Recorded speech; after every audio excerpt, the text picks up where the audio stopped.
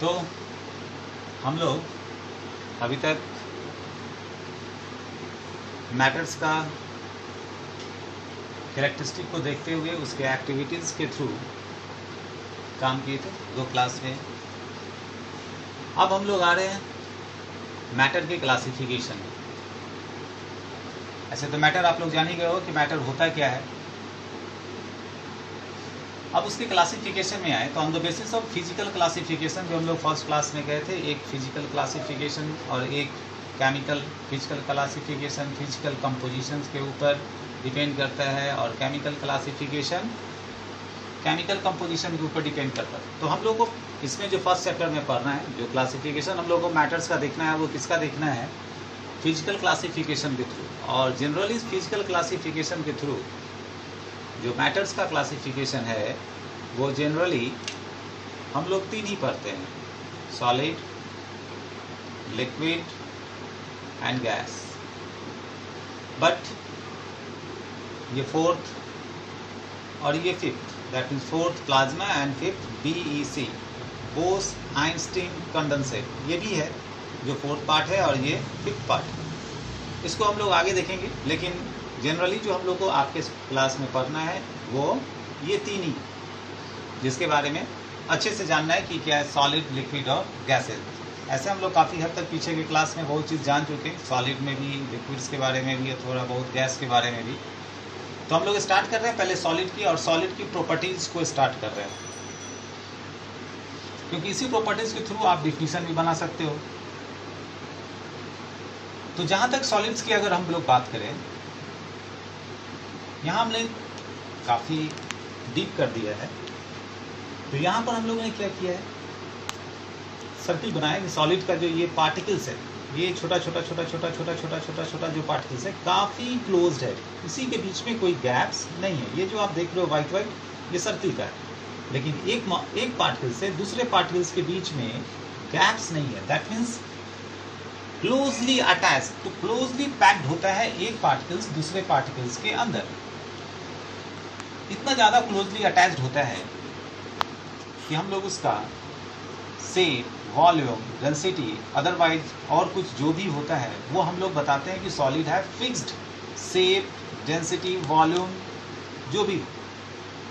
आप सॉलिड को कंप्रेस नहीं कर सकते।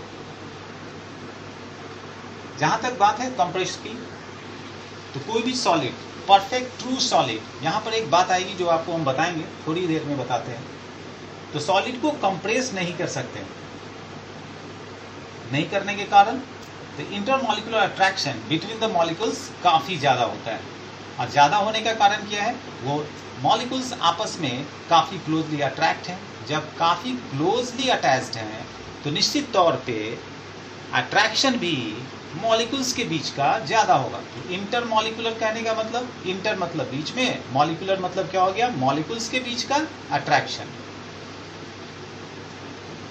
जब इंटरमॉलिक्यूलर, जैसे ही आपने बताया है अभी कि इस दोनों के बीच में जरा सा भी गैप नहीं है, गैप्स जो है एकदम निग्लिजिबल है, तो गैप्स अगर निग्लिजिबल होगा तो निश्चित तौर पर फिर बात वही आएगी कि इसका अट्रैक्शन भी ज़्यादा होगा, और अट्रैक्शन अगर ज़्यादा हुआ तो निश्चित तौर पर वो मैटर काफ़ी रिजिड, हार्ड होगा। जो मेरा 5th पॉइंट है, इट इज़ रिजिड। अब बात आते हैं जो हम लोग पिछले क्लास में भी थोड़ा बहुत बोलते हुए चले गए थे कि सॉलिड्स की काइनेटिक एनर्जी क्या होगी। तो काइनेटिक्स का मतलब भी होता है मोशन। काइनेटिक जो ऑलवेज मोशन में हो, और मोशन में तभी हो सकता है जब उसका अट्रैक्शन काफ़ी लो हो। जैसे गैस, जो भी हम लोग आगे देखेंगे, गैस के मॉलिक्यूल्स क्या होते हैं, काफ़ी फार अवे, एक यहाँ एक वहाँ, एक वहाँ, एक वहाँ, वहाँ, इतना ज़्यादा फार अवे है कि उसके बीच का अट्रैक्शन एकदम निग्लिजिबल होता है। तो उसकी काइनेटिक एनर्जी काफ़ी होती है। बट आते हैं सॉलिड में, तो सॉलिड में काइनेटिक एनर्जी काफ़ी लो होने का कारण क्या है, सो आप ऊपर देख ही रहे हो, जो यहाँ लिखा भी है कि because its molecules are tightly packed to each other. तो टाइटली पैक्ड होगा तो निश्चित है अट्रैक्शन ज़्यादा होगा, और अट्रैक्शन अगर ज़्यादा हुआ तो निश्चित तौर पे क्या होगा, मूवमेंट मेरा जो होगा पार्टिकल्स का वो निग्लिजिबल हो जाएगा, काफ़ी कम हो जाएगा, न के बराबर हो जाएगा। और जब मूवमेंट कम हो जाएगा, मोशन कम हो जाएगा, तो उसकी कैनेटिक फॉर्म, कैनेटिक एनर्जी भी काफ़ी लो हो जाएगी। आज की सिचुएशन के अनुसार अगर देखें, जो सिचुएशन आज का चल रहा है पूरे वर्ल्ड में, तो आप अपने घर में अगर 4 आदमी हो, फादर हैं, मदर हैं, एक ब्रदर है, सिस्टर है, या 2 ब्रदर या 2 सिस्टर हो, तो अभी किस मैटर की तरह हम लोग को रहना है? सॉलिड की तरह रहना है। आपस में क्लोजली अट्रैक्ट होके घर में रहना है। इससे क्या होगा? क्लोजली अट्रैक्ट हो गए तो आपस में सारा चीज़ अच्छे से शेयर कर पाओगे।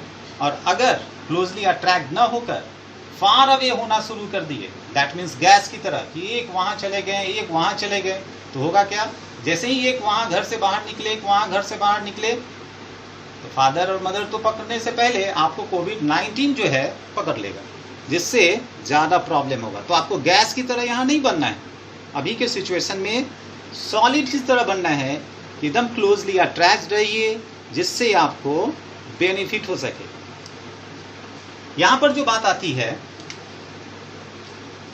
फिक्स्ड, शेप, साइज, तो अब देखो यहाँ पर 2 एग्जाम्पल ले लेते हैं। अगर एक प्लास्टिक बॉल, टेनिस बॉल, और एक वुड्स का बॉल बना लेते हैं। मेरे पास है नहीं तो दिखाते आपको। तो एक प्लास्टिक बॉल को ले लें और एक वुड्स के बॉल को ले लें, और उसको जहाँ इच्छा हो वहाँ डाल दें। मान लें कि एक यहाँ डाल दिए और एक वहाँ डाल दिए। एक यहाँ प्लास्टिक का बॉल डाल दिए, अगर यहाँ पर किसी टेबल पे वहाँ टेबल होता तो वहाँ पर एक वुड का बॉल डाल देते। क्या दोनों के शेप और साइज में चेंज आता? नहीं आता। चलो उसको चेंज कर देते हैं। प्लास्टिक के बॉल को वहाँ डाल देते और जो आपका जो बॉल है किसका, वुड का, उसको यहाँ डाल देते। फिर भी तो शेप और साइज वही दिखता, वॉल्यूम भी वही दिखता, उतना ही एरिया आखिर ऑक्यूपाई करता ना। तो फिर सर ये क्या है? हम लोग प्लास्टिक के बॉल को भी अगर सॉलिड कह रहे हैं, वुड्स को भी सॉलिड कह रहे हैं, तो दोनों में कुछ तो चेंज है। क्योंकि प्लास्टिक के बॉल को अगर लेस है तो उसको अगर हम लोग प्रेशर डालें तो वो तो कंप्रेस हो जाएगा, बट वुड्स के बॉल को अगर प्रेशर डालते हैं तो वो तो कंप्रेस नहीं होता है। तो फिर सही मायने में सॉलिड्स किसको कहें? प्लास्टिक के बॉल को कहें, अदरवाइज वुड्स के बॉल को कहें। इसी कारण से सॉलिड्स को 2 पार्ट्स में बांटा गया है, जिसको अभी जस्ट थोड़ी देर के बाद, यानी कि अभी जस्ट हम इसको मिटाते हैं। मिटाने के बाद हम आपको बताते हैं कि वो क्या है, जो आपके सिलेबस में तो नहीं है, बट थोड़े से जान लेना में कोई बुराई नहीं। क्या जाता, जान लेते हैं। तो अभी जस्ट हम लोग बात कर रहे थे कि सॉलिड्स को हम लोग इसी कारण से 2 पार्ट्स में बांटते हैं। हल्का सा इंट्रोडक्शन आप लोग को हम समझा रहे हैं, जिसको एक क्रिस्टलाइन सॉलिड कहते हैं, एक को एमॉर्फस सॉलिड के नाम से जानते हैं। Crystalline, crystals, that means a small piece of the substance, like sugar. Sugar को अगर ले ले, शुगर का एकदम स्मॉल पीस ले, एकदम छोटा सा पीस ले अगर, और छोटे के पीस को थोड़ा सनलाइट पे ऐसे उठा के देखें तो उसमें एक क्यूबॉइड नजर आता है, that is called 3 dimensional structure. और उसका एज जो होगा ना, कॉर्नर जो होता है ना, काफ़ी शार्प होता है। अगर आप उसको एक छोटे से पीस को अगर पकड़ो और ऐसे पकड़ कर उसको प्रेशर डालो अगर, फिर भी उसमें कोई चेंज नहीं आता है। तो हम लोग जो सॉलिड्स के बारे में हम लोग पढ़ते आते हैं कि फिक्स्ड वॉल्यूम हो या फिक्स्ड शेप हो या डेंसिटी हो या कुछ भी हो, वो ट्रू सॉलिड्स के बारे में पढ़ते हैं। और वो ट्रू सॉलिड्स कहलाता है मेरा क्रिस्टलाइन सॉलिड। जबकि एक दूसरा जो है एमॉर्फस सॉलिड है, अभी जस्ट हमने एग्जांपल दिया था प्लास्टिक बॉल का, रबर का। तो एमॉर्फस सॉलिड को हम लोग सीडो सॉलिड्स के नाम से भी जानते हैं। Pseudo, that is called false, कि आपको ऊपर से एक्सटर्नल तो आपको दिखेगा कि दैट इज कॉल्ड, हाँ इसको कहीं भी डाल दे तो इसका शेप इक्वल होगा, बट उसका इंटरनल फीचर अगर देखते हैं तो वो मॉलिक्यूल्स, पार्टिकल्स आपस में क्लोजली अटैच, यानी कि रेगुलर मैनर में जो क्लोजली अटैच्ड होना चाहिए वो नहीं होता है, उसमें गैप्स क्रिएट दिखता है। इसलिए इसको 2 कैटेगरीज में सॉलिड्स को बांटा गया, one is called crystalline solid and other is called amorphous solid. तो हम लोग जो पढ़ते हैं वो किस सॉलिड्स के बारे में पढ़ते आ रहे हैं? आप पीछे क्लास में, नीचे की क्लास में भी हमेशा जो बताया जाता है फिक्स्ड ये, फिक्स्ड वो कौन सा सॉलिड्स है? Crystalline solids. अब इसके बारे में, ये दोनों के बारे में आप आगे चलोगे कभी अच्छे से नॉलेज देते हुए तो समझेंगे कि व्हाट इज क्रिस्टलाइन और व्हाट इज एमॉर्फस और कैसे इसके अंदर फिर और सारी बातें होती। तो ये थी आपका सॉलिड्स के बारे में। तब हम दूसरा मैटर यूज कर रहे हैं लिक्विड्स का, जिसका प्रॉपर्टीज देख रहे हैं। ये भी आप लोग जानते हैं, ये नई चीज़ नहीं है, काफ़ी नीचे से आप लोग जानते आ रहे हो। थोड़ा बहुत डिस्कशन इसके ऊपर है जो आप लोग जान लो। लिक्विड जैसे आप लोग जानते हो, लिक्विड्स में वाटर है, मिल्क है, उसमें भी एक छोटा सा आएगी बात जिसको हम आपको बताते हुए निकलेंगे। तो आप जानते हो कि लिक्विड्स की टेंडेंसी क्या है कि लिक्विड्स जो है उसका वॉल्यूम तो सेम रहता है, बट शेप साइज डिपेंड करता है उस कंटेनर के ऊपर कि उस कंटेनर का शेप साइज कैसा है। दैट मीन्स कि वो फिक्स्ड वॉल्यूम तो होगा लेकिन फिक्स्ड शेप नहीं होगा। तो उसका फिक्स शेप किसके ऊपर डिपेंड किया? उस कंटेनर के ऊपर कि उस कंटेनर का साइज कैसा है। अगर कंटेनर सीधा लंबा है तो आप हम उसमें वाटर को डालें तो वो भी सीधा लंबा होगा। अगर कंटेनर मेरा पूरा स्क्वायर में है तो वाटर को डालें या जो भी लिक्विड्स डालते हैं वो भी स्क्वायर में दिख रहा है। दैट मीन्स कि वॉल्यूम तो है लेकिन शेप किसके ऊपर डिपेंड हो गया? कंटेनर की शेप और साइज के ऊपर। अब जहां तक बात करें, पिछले क्लास में भी हम लोग बात किए थे, एक्टिविटी में दिखाए थे हम लोग क्या कि शुगर या सॉल्ट्स को हम लोग डाले थे और कुछ देर के बाद स्टीयर करने के बाद क्या हुआ था? शुगर और सॉल्ट डिसअपियर कर गया। तो कहाँ कर गया डिसअपियर? तो मॉलिक्यूल्स के बीच में, मान लो वाटर लिए अगर लिक्विड में, तो मॉलिक्यूल्स, वाटर मॉलिक्यूल्स के बीच में छोटा सा गैप्स होता है और वही गैप्स में जाकर वो शुगर हो, अदरवाइज सॉल्ट हो या जो भी हम लोग लेते हैं वो डिसॉल्व कर जाता है। तो उसमें हम लोग थोड़ा बहुत कंप्रेस करने की कैपेबिलिटी, एकदम नेग्लिजिबल कहते हैं हम लोग, लेकिन थोड़ा बहुत कंप्रेस करने की कैपेबिलिटी उसमें होती है। कारण कि शुगर और सॉल्ट हम लोग जहाँ डालते हैं वो डिसअपियर कहाँ तक चल जाता है, कहाँ पर हो जाता है डिसअपियर? तो उस गैप्स में जो वाटर मॉलिक्यूल्स के बीच में होती है। तो हम लोगों ने यहाँ लिखा कि दे हैव नेग्लिजिबल कंप्रेसिबिलिटी, बस थोड़ा बहुत हम लोग उसको कर सकते हैं, बट सॉलिड में ये गैप्स तो है ही नहीं। तो वहाँ पर प्रेशर डालने के बाद ये कंप्रेसिबिलिटी कभी नहीं हो सकती। डेंसिटी हम लोग जानते हैं कि डेंसिटी सॉलिड से कम होगा। ये भी डिफ्यूज कर सकता है लाइक दिस। अगर मान लो डिफ्यूज कैसे करने की बात करते हैं, इंटरमिक्सिंग ऑफ गैसेस तो डिफ्यूज करता ही है फास्टली, क्योंकि आप जानते हैं कि उसके मॉलिक्यूल्स कहाँ कहाँ इधर उधर होते हैं। तो मान लो कि अगर हम लोगों ने एक ये कंटेनर लिया और एक और कंटेनर ले लिया और इसको क्या किया? बंद कर दिया एक वाल्व से। यहाँ पर लिक्विड ले लिए यहाँ पर जो लिक्विड लिए, मान लो ये ए लिक्विड है और यहाँ जो लिक्विड ले लिए ये मान लो बी लिक्विड है। तो यहाँ से जैसे ही वाल्व को हम लोग हटाएंगे तो निश्चित तौर पर क्या होगा? एक लिक्विड दूसरे लिक्विड में फ्लो होना शुरू होगा। तो क्या यहाँ होगा? डेंसिटी की बात है कि जिसमें जिस लिक्विड्स में डेंसिटी कम होगी, डेंसिटी का फार्मूला आप जानते हैं, आप मैथ्स बनाते हो अच्छे से। डेंसिटी इक्वल टू क्या होता है? Mass by volume. Mass by volume. तो डेंसिटी जिसका ज़्यादा होगा मास भी उसका ज़्यादा होगा, और जिसका वॉल्यूम ज़्यादा होगा उसकी डेंसिटी कम होगा। तो जिस तरफ से फ्लो होगा, किधर से किधर? From higher to lower. पिछले वाली बात किए थे कि जिसमें डेंसिटी होगा ज़्यादा वो हायर कंसंट्रेशन, जिसमें डेंसिटी होगा कम वो लोअर कंसंट्रेशन। तो यहाँ भी डिफ्यूजन होता है फ्रॉम वन टू अनदर, लेकिन सबसे ज़्यादा डिफ्यूजन तो गैस में होता है, वो आप भी जानते हो, क्योंकि वहाँ पर साफ दिखता ही नहीं, अट्रैक्शन साफ नहीं दिखता है। तो यहाँ पर हम लोग लिखा है लास्ट में क्या? The intermolecular space is more than solid. वही बताया हम आपको कि सॉलिड्स में गैप्स नहीं है, तो तय है कि उसके बीच का जो स्पेस होता है वो एकदम नहीं होता है, एकदम नेग्लिजिबल, एकदम न के बराबर, एकदम नहीं ही होता है। लेकिन इसके अंदर वाटर मॉलिक्यूल्स के अंदर ये गैप है, ये गैप है, ये गैप है, ये गैप है। इसी के बीच में इसमें क्या होता है? कोई भी शुगर या सॉल्ट्स डिसॉल्व कर जाते हैं, तब जाकर ये जो आपका स्पेस है वो ऑक्यूपाई कर लेता है शुगर के थ्रू। ये आपका हुआ। गैसेस में आके अगर आप लोग देखिए, गैसेस में आने से पहले एक चीज़ हम यहाँ फिर से एक बार जान ले जो आपको हम बोले थे।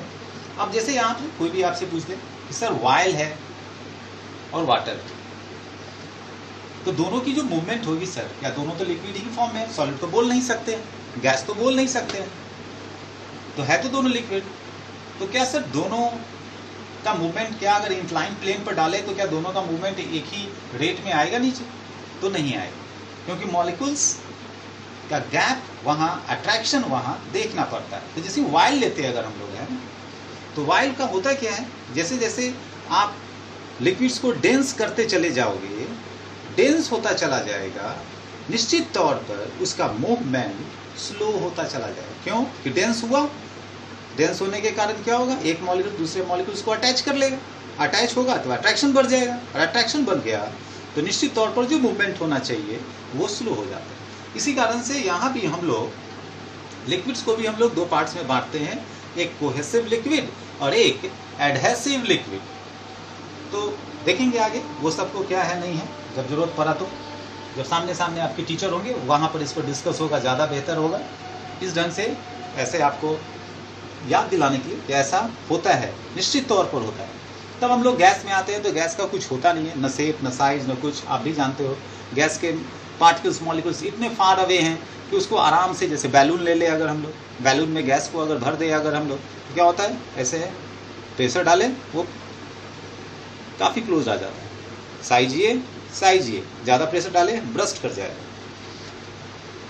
तो इसका कुछ होता नहीं है आपका, they have neither fix shape nor volume, compress काफ़ी हाईली होगा, ये किसी भी डायरेक्शन में फ्लो कर सकता है, क्योंकि अट्रैक्शन उसमें एकदम नेग्लिजिबल है ही नहीं, क्योंकि एक मॉलिक्यूल्स यहाँ एक मॉलिक्यूल्स वहाँ, कहाँ पकड़ने जाएंगे हम इस मॉलिक्यूल्स को अट्रैक्शन दिखाने के लिए। ये काफ़ी इजीली डिफ्यूज कर जाता है, जो हम लोगों ने पीछे एक्टिविटी में देखा था अगरबत्ती के बारे में, कुकिंग के बारे में, जो उसका फ्रेगरेंस, उसकी परफ्यूम्स क्या होता है, एक रूम से दूसरे रूम में चला जाता है, from higher concentration to lower concentration. तो डिफ्यूजन काफ़ी फास्ट होता है, इसलिए होता है डिफ्यूजन फास्ट क्योंकि उसके बीच में अट्रैक्शन नहीं है, उसके मॉलिक्यूल्स काफ़ी फार अवे हैं, तो अट्रैक्शन नहीं, तो आराम से जहाँ भी हो वो लो कंसंट्रेशन में फ्लो कर जाता है।